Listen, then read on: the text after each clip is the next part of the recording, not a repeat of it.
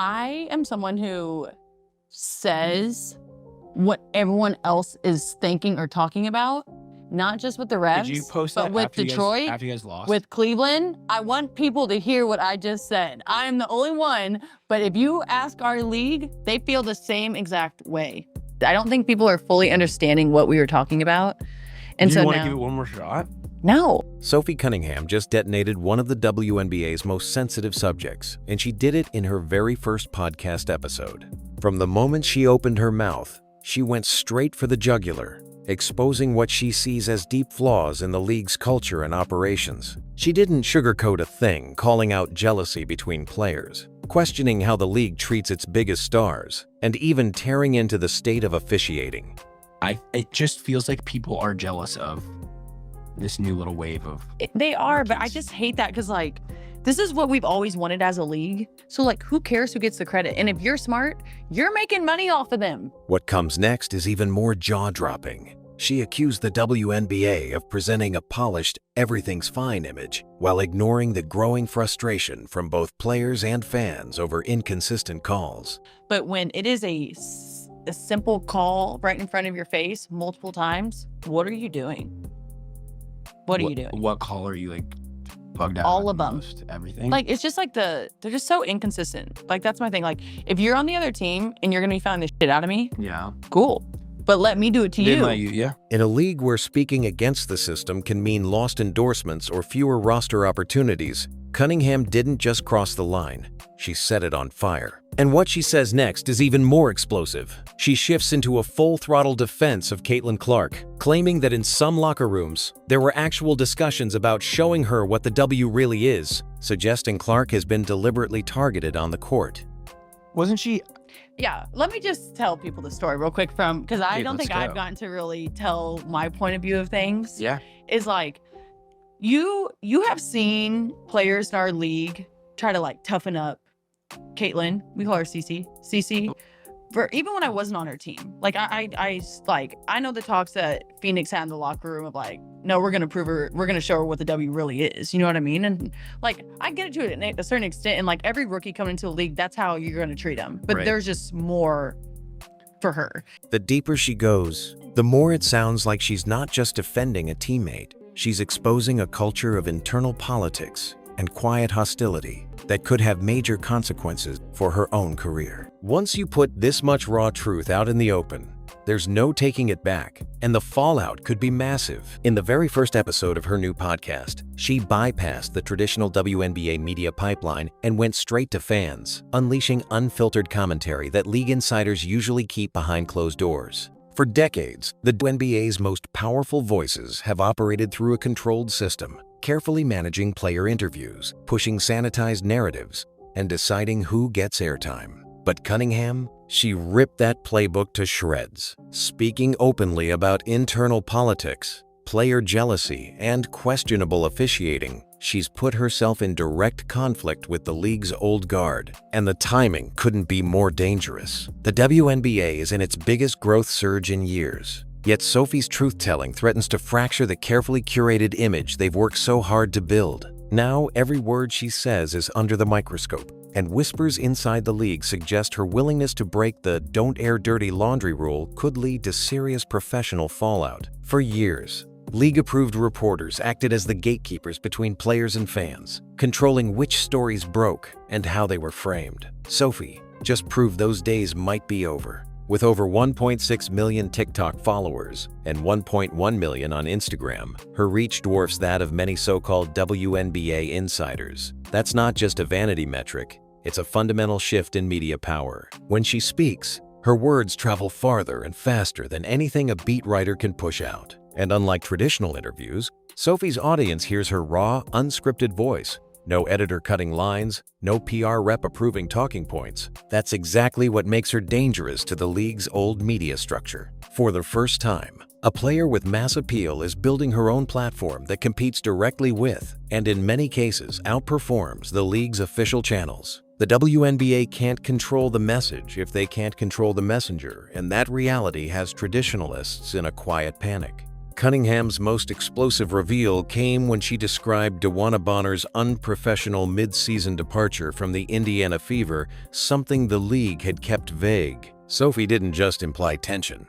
She spelled it out, explaining how Bonner didn't even send a courtesy message to teammates before leaving. In WNBA culture, that's breaking an unspoken code of respect among veterans. The league has long protected its senior stars from public criticism, but Sophie's account shattered that shield. By going on record with these details, she challenged a status quo where internal disputes are smoothed over before they ever reach the public. For fans, it was a rare and gripping peek behind the curtain. For the league, it was a nightmare, a reminder that once players start talking freely, controlling the official narrative becomes impossible. And for Sophie, it was a risky move that could make her persona non grata in certain locker rooms. Perhaps the most headline-grabbing moment came when Sophie turned her attention to Caitlin Clark. She didn't mince words, calling Clark's critics dumb as hell and blasting what she sees as jealousy from other players over Clark's rapid rise. In an era when the league is split between those who embrace Clark's drawing power and those who resent it, Sophie planted her flag firmly in Clark's corner. That loyalty may win her an army of new fans. Clark's base is one of the most passionate in sports, but it could also deepen rifts within the WNBA itself. Supporting Clark so publicly forces other players to pick a side, and league execs hate public divisions. Sophie's comments gave voice to what many fans already suspect, that there's an undercurrent of resentment toward Clark from within the league. But by saying it out loud, she's risked alienating colleagues and making herself a lightning rod for criticism. In one podcast episode, Sophie did something most WNBA players never dare to: criticize those within the league's inner circle. Whether it was exposing Bonner's exit or questioning officiating standards, she broke the long-standing code that says players don't publicly question the league's chosen veterans or its institutional decisions. This unwritten rule has kept certain topics like referee performance, internal politics, and favoritism out of public discourse for years. By refusing to play along, Sophie has disrupted the fragile peace between players, media, and management. The danger here is real. The WNBA doesn't have to punish her directly to make her life difficult. They can limit media appearances, reduce promotional opportunities, and quietly discourage teams from spotlighting her. It's a calculated risk, and Sophie's banking on her independent popularity to shield her from the consequences. Sophie's podcast isn't just a hobby.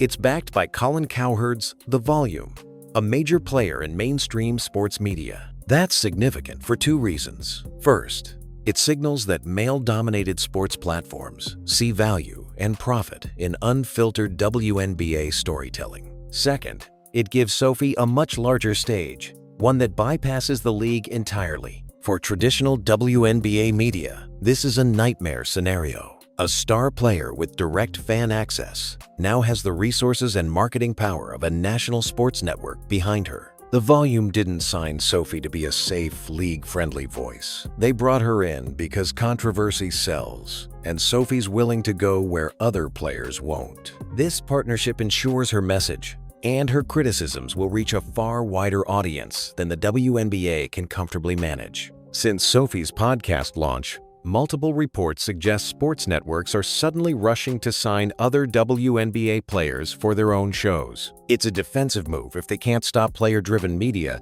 they can at least try to control some of it. Sophie has unintentionally kicked off a land grab for authentic player voices, and the networks know fans prefer the raw product over polished, sponsor-approved messaging. This scramble shows how disruptive her approach has been. Legacy outlets that once dictated the terms of coverage are now chasing the very athletes they used to keep at arm's length. The irony? Sophie's critics within the league may see this as proof she's selling out, but the reality is she's simply proving there's a market for truth in a sport long dominated by scripted soundbites. One of Sophie's most controversial topics was officiating. She didn't hold back, calling out inconsistency and emotional decision-making by referees, accusations that strike at the core of league credibility. For the WNBA, public criticism of officials isn't just frowned upon, it's often fined.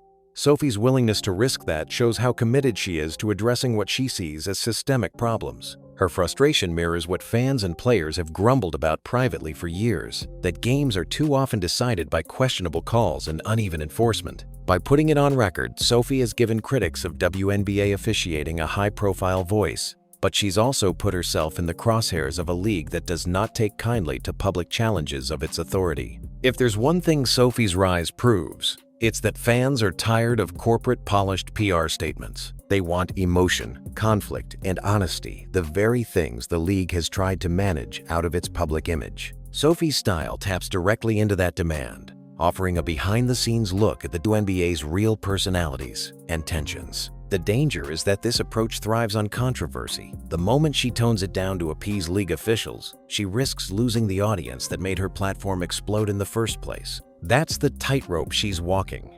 Stay true to her brand and risk league retaliation, or play nice and risk irrelevance. Either way, she's changed the conversation about what WNBA players can and should say in public. Sophie Cunningham's gamble could become the blueprint for future WNBA stars, or a cautionary tale. If her career survives and her platform continues to grow, she'll have proven that players can control their narratives and thrive without league approval. But if the backlash becomes too strong, it will send a chilling message to others. Speak out, and your career could be in jeopardy. Either outcome reshapes the WNBA's media landscape. Right now, Sophie stands at a crossroads. A player with the reach, influence, and fearlessness to change how the league operates, but also one who may pay a steep price for that change. The only question left is whether the WNBA will adapt to this new era of player-led storytelling or try to silence the very voices driving its popularity.